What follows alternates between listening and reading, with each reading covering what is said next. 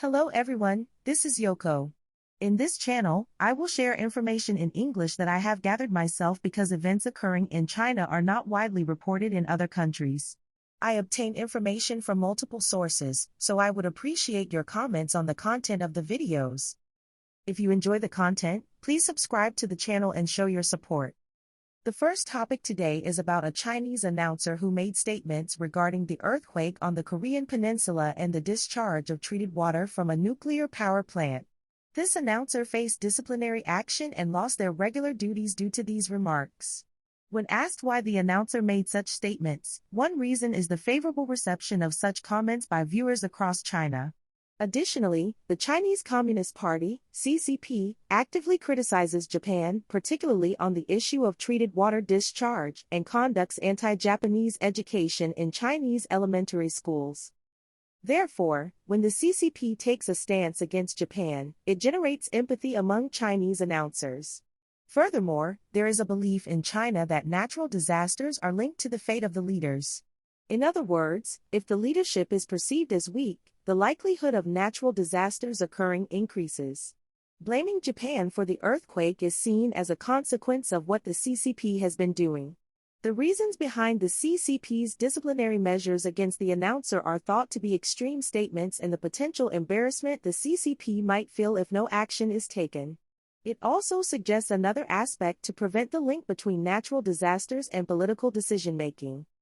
If this theory holds, questioning CCP policies and leadership effectiveness may become a significant issue.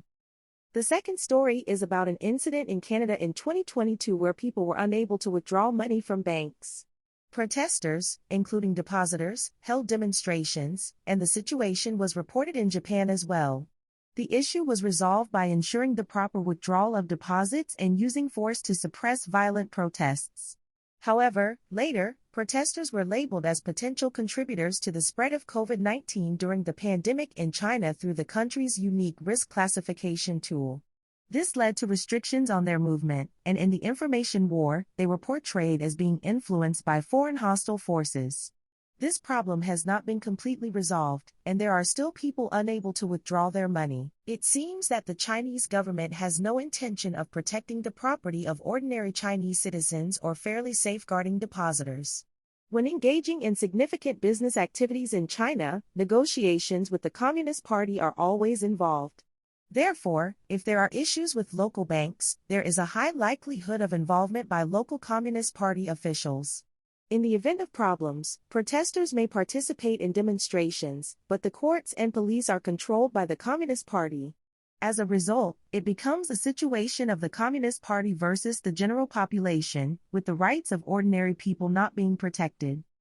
The catalyst for this incident dates back to 2022, quite some time ago. However, it is reported that people are still being detained.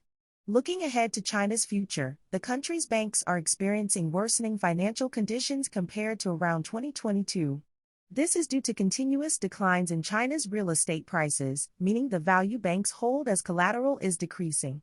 Consequently, there are significant non-performing loans that may become unrecoverable. If this trend continues, there is a possibility of people facing difficulties similar to those in 2022. A unique aspect of China is that, from the perspective of depositors, being unable to withdraw deposits is equivalent to the bank going bankrupt. In normal countries, when a bank faces economic difficulties, it goes through bankruptcy proceedings.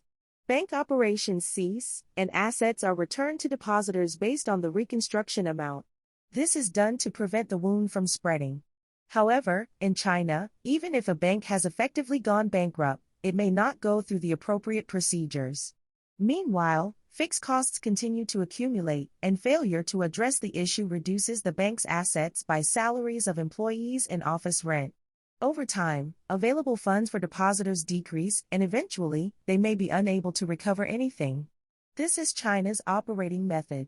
Therefore, while China may have a deposit protection system, it is not functioning properly. In the meantime, assets are gradually eroded, and ultimately, depositors may recover nothing. This is the frightening aspect unique to China.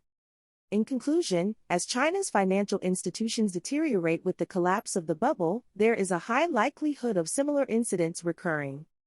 That concludes our discussion for today. Until next time.